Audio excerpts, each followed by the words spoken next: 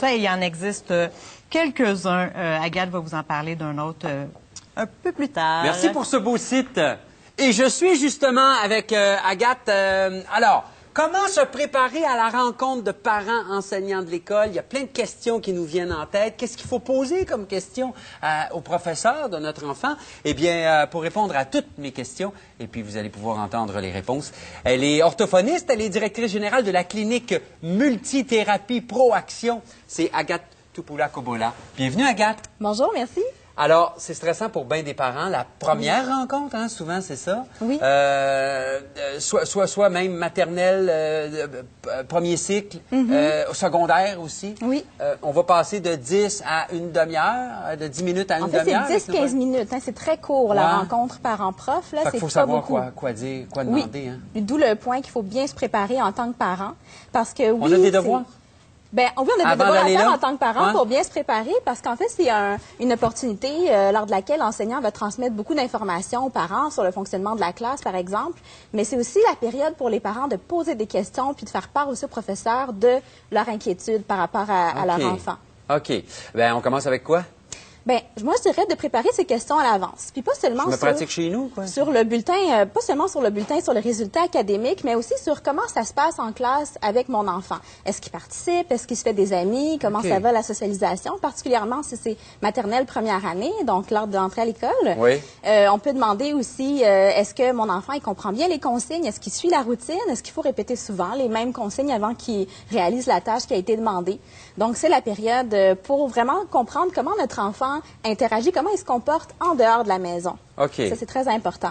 Si je trouve qu'il est lent à faire ses devoirs le soir à la maison, je peux également demander à... Ça, c'est un autre bon point. Si on manque de temps pour faire les devoirs avec son enfant à la maison, c'est le temps d'en parler au professeur, voir s'il y aurait un service, par exemple, à l'école pour de l'aide aux devoirs pour les élèves. Ouais. Des fois aussi, un système de jumelage avec d'autres pairs. Donc, si on manque de temps, si on trouve que c'est long, c'est fastidieux, on se demande est-ce que c'est juste mon enfant qui a telle difficulté avec tel devoir ou est-ce que c'est quelque chose qui est observé chez d'autres enfants dans la classe. OK.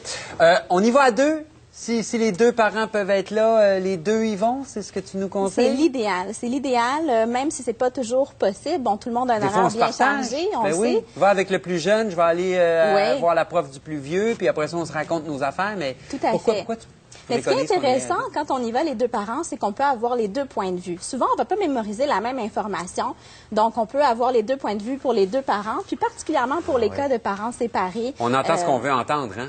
Puis pour éviter de tomber dans le piège du téléphone arabe aussi, là, de transmettre les bonnes informations au bon moment. Elle m'a dit ci, elle m'a dit ça. T'es sûr? Ben, me semble. Ouais, des fois. Oui, tout à fait. Okay. On y va rarement avec notre enfant. C'est rare, mais il y en a qui y vont. Il n'y a pas de réponse unique à cette question-là. Des fois, on se demande, est-ce que j'y vais avec mon enfant, sans mon enfant? Ça dépend aussi du style du professeur. Bon, tu me disais que je me prépare à la maison, je me fais peut-être ma petite liste de questions. Oui. Est-ce que je fais une entrevue avec mon enfant avant d'aller voir son prof? Est-ce qu'il y a des choses que tu veux que je demande à ton professeur? Est-ce que je pose Mais c'est des intéressant de dire à l'enfant, je vais aller rencontrer ton professeur. Comme ça, on montre à notre enfant que l'école, son éducation, la vie de son professeur, c'est important pour nous. Donc, c'est important comme message à transmettre à l'enfant. Mais on peut voir aussi comment ça se passe le matin. Est-ce qu'il a le goût d'aller à l'école? S'il n'a jamais le goût d'y aller, peut-être que c'est le temps aussi d'en parler à l'enseignant. Comment il revient, notre enfant, à la maison le soir? Est-ce qu'il est de bonne humeur? Est-ce qu'il y a des choses à raconter? Donc, ça vaut la peine d'aller creuser à ce niveau-là. Ce que je vais entendre, ça peut soit me faire plaisir ou me décevoir. Oui. J'exprime ça comment, là, devant la prof?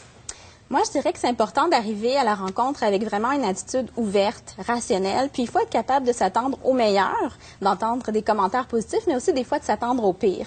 Ça se peut qu'il y ait des commentaires négatifs qui soient transmis à cette rencontre-là, mais l'idée, c'est de transmettre ça de façon constructive et puis de donner son avis aussi, de nous aussi émettre comment on se sent, de le faire savoir à l'enseignant. Puis si jamais on ne se sent pas écouté, c'est important alors d'en parler à la direction. OK. Il y a beaucoup de jeunes qui ont des troubles d'apprentissage. Oui. Est-ce que c'est une approche différente avec le professeur si mon jeune a un trouble d'apprentissage? Il y a des questions de plus à demander. Souvent, pour les enfants qui ont un trouble d'apprentissage qui a été diagnostiqué ou non, il va y avoir ce qu'on appelle le plan d'intervention qui va être fait à l'école. Souvent, ça se passe à l'automne. Oui. Le plan d'intervention, c'est une démarche qui est faite. Donc, l'enseignant, les intervenants scolaires, les parents se rencontrent et puis ils vont parler de l'élève, de ses besoins, de ses forces, ses faiblesses, puis quels services aussi vont être disponibles à l'école pour aider le jeune. Est-ce qu'il va être vu par l'orthophoniste en scolaire? Est-ce qu'il va être vu par l'orthopédagogue, l'éducateur spécialisé, par un autre professionnel? Donc, c'est pas toujours évident pour les parents de décortiquer le rôle de chacun. Qu'est-ce qui fait l'orthopédagogue? Qu'est-ce qui fait l'orthophoniste? Donc, on peut demander à quelle fréquence va être vu mon enfant. Est-ce qu'il va être vu avec le groupe ou en individuel avec le professionnel? Donc, c'est le temps de poser ces questions-là. Geneviève nous montrait un site. Là, c'était Succès scolaire, mais des sites comme Alloprof peuvent nous donner de l'info aussi. Hein? Alloprof, c'est un site qui est très intéressant parce qu'il y a plusieurs ressources pour les parents et pour les élèves aussi. Il y a des vidéos, il y a de l'aide en ligne, de l'aide par téléphone aussi. Donc, des fois, là, les notions qui sont vues dans les devoirs, ça dépasse les parents, ils sont pas trop à l'aise pour aider leur enfant. Puis des fois aussi, il y en a pour qui le français ou l'anglais, la langue de scolarisation, c'est pas la langue première. Donc, ils sont pas nécessairement à l'aise d'aider leur enfant. Donc, on peut trouver de l'aide sur le Alloprof. Si en 10-15 minutes, on s'aperçoit qu'on peut pas faire le tour vraiment, là, qu'on aurait besoin de jaser avec notre prof, c'est le moment de peut-être se prendre un autre rendez-vous puis de dire qu'il faudrait qu'on en parle plus longuement. Parce que la rencontre de parents, profs, des fois dans la soirée, le prof en a plein à voir. Là. Alors, c'est pas le moment c'est très court. L'important, c'est vraiment de garder une communication, pas seulement à la mi-novembre, mais tout au long de l'année scolaire avec l'enseignant de son enfant. De se sentir à l'aise, écrire un courriel, faire un appel, écrire une note aussi via l'agenda scolaire. C'est une communication qui doit rester constante tout au long de l'année, même s'il y a un moment alloué que pour ça à la mi-novembre. Agathe, merci beaucoup. Vous allez pouvoir trouver de l'info si vous allez au www.cabola.ca. Pardon. Et puis, il y a ta page Facebook et tout ça. Et puis, la chronique. Vous avez toutes ces adresses sur Info Plus. Merci beaucoup, Agathe. Merci beaucoup, Marc-André. Il s'en vient.